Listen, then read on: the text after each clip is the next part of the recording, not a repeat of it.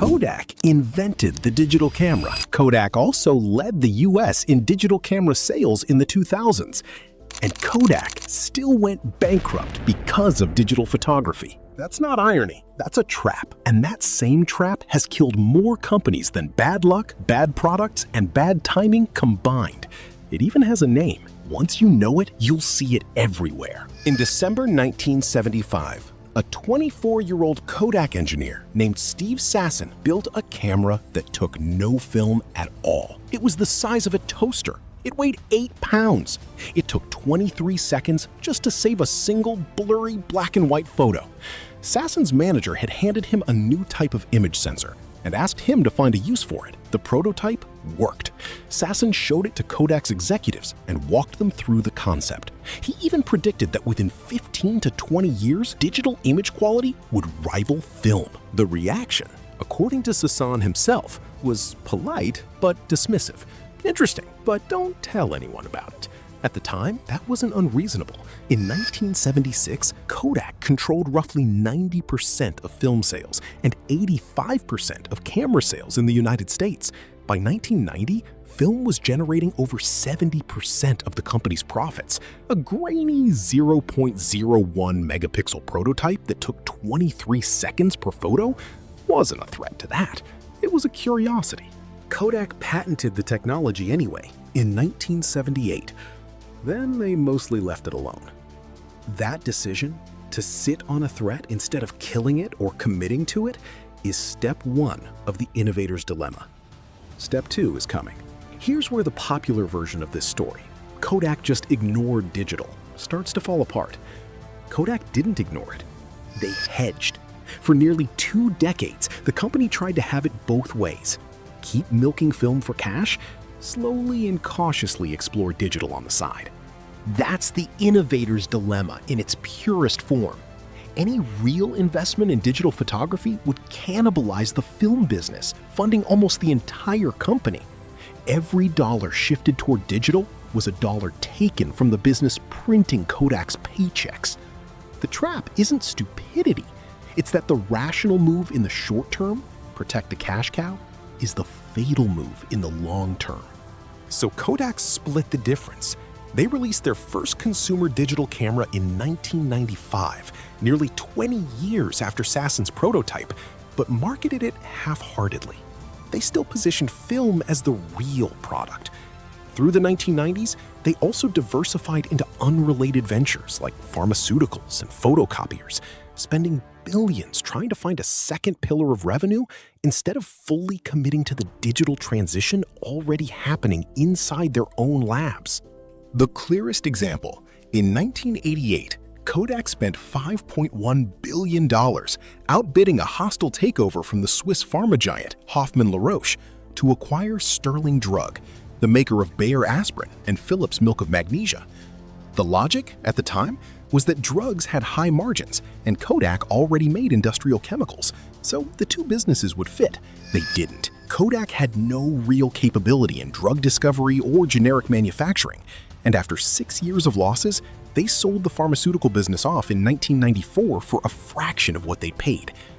That $5 billion spent chasing a business Kodak didn't understand was roughly the same amount of capital that, deployed into digital imaging a decade earlier, could have changed the entire outcome of this story. Compare that to what Fujifilm, Kodak's closest competitor, facing the exact same collapse in film demand, did with its diversification instead. Fujifilm looked at its core expertise, not adjacent industries. They'd spent decades perfecting collagen chemistry to keep photographic film from degrading. That chemistry, it turned out, was directly transferable to anti-aging skincare. Fujifilm launched a cosmetics line built on the same antioxidant compounds used to protect film emulsion. It sounds absurd, a film company selling wrinkle cream, but it worked because it wasn't a blind diversification chasing margins. It was the same underlying capability redirected. Kodak diversified away from what it knew. Fujifilm diversified sideways from what it knew. That distinction is most of the reason only one of these two companies is still a real business today. Kodak wouldn't get a second chance to make that kind of decision, But in the meantime, they were about to have their best years yet. And that's exactly what makes what happens after that so brutal. In the 2000s, Kodak actually did commit. And it worked for a while. By the mid-2000s, Kodak held the top market share in digital cameras in the United States. They weren't stragglers anymore. They had genuinely caught up. For the first time in this story, Kodak had actually done everything right, which is exactly when it stopped mattering. Here's the problem hiding underneath that win. Digital cameras were a fundamentally worse business than film ever was. Film was a razor and blades model. Sell the camera cheap, sell rolls of film and prints forever. Digital cameras were a one-time purchase with thin margins, and Kodak was competing against Sony, Canon, and Nikon. None of them carried a legacy film business to protect. None of them had any internal conflict about going all in. Kodak won a market that was structurally incapable of replacing the profits of the market it was destroying. That's the second half of the trap nobody talks about. Escaping the dilemma doesn't mean you're safe. It just means you've traded one unprofitable position for a different one. Then the market shifted again, faster than anyone's roadmap accounted for. Camera phones arrived. By 2008, they were mainstream. Kodak had just spent 30 years fighting the wrong war. The thing that actually killed them wasn't even trying to be a camera. The speed of that shift is easy to understate in hindsight. As late as 2003, camera phones were a novelty feature buried in Japanese and Korean handsets. 5 years later, more camera-equipped phones were shipping every year than dedicated digital cameras. Not because phone cameras were better, but because good enough, always in your pocket, beat better, but you have to remember to bring it. Kodak had spent 30 years worrying about film versus digital. The device that actually finished the job wasn't a better camera at all. It was a phone that happened to have one. Digital camera sales, the business Kodak had just fought its way to the top of, started shrinking too.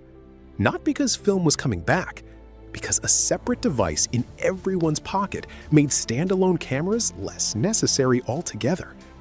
Kodak was now fighting a two-front war.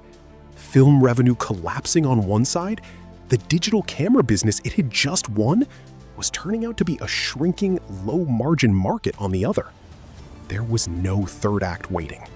The financial reality became impossible to hide. In 2011, Kodak stock fell more than 80%, bottoming out at 54 cents a share. The company brought in restructuring lawyers that September. By January 19, 2012, Kodak filed for Chapter 11 bankruptcy, listing $5.1 billion in assets against $6.75 billion in debt. In the aftermath, Kodak sold off more than 1,100 patents, many of them foundational to the digital imaging technology inside modern smartphones. Those assets sold for $525 million to companies including Apple, Google, Samsung, and Microsoft. Here's a number that'll make you angry. Guess what those 1,100 patents, the actual technology inside the phone in your pocket, sold for? Now guess what Instagram sold for 8 months earlier, with no patents and 13 employees. That price is worth sitting with. At the height of its power, Kodak's brand alone was valued in the billions. In bankruptcy, 1,100 foundational imaging patents, the actual intellectual property behind autofocus, image sensors, and digital compression, developed over decades by the company that invented the category, sold for less than the amount Instagram, a 13-person photo-sharing app with no patents at all, had been acquired for by Facebook just 8 months earlier. The market wasn't just rejecting Kodak's business model, it was pricing the entire category of owning the technology at close to zero. Because by 2012, the technology wasn't the scarce thing anymore. Distribution and attention were. The company that invented the technology powering the camera in your pocket sold off the proof of that invention just to survive. The popular version of this story is Kodak was too slow and paid the price. The real version is more useful and more uncomfortable. Kodak wasn't too slow.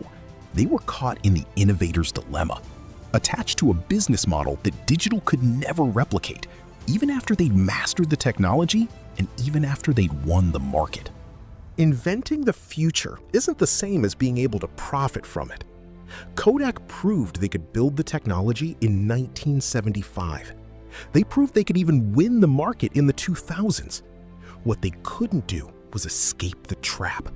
Find a version of digital photography that generated anything close to the profit margins of the razor and blades film business it was replacing.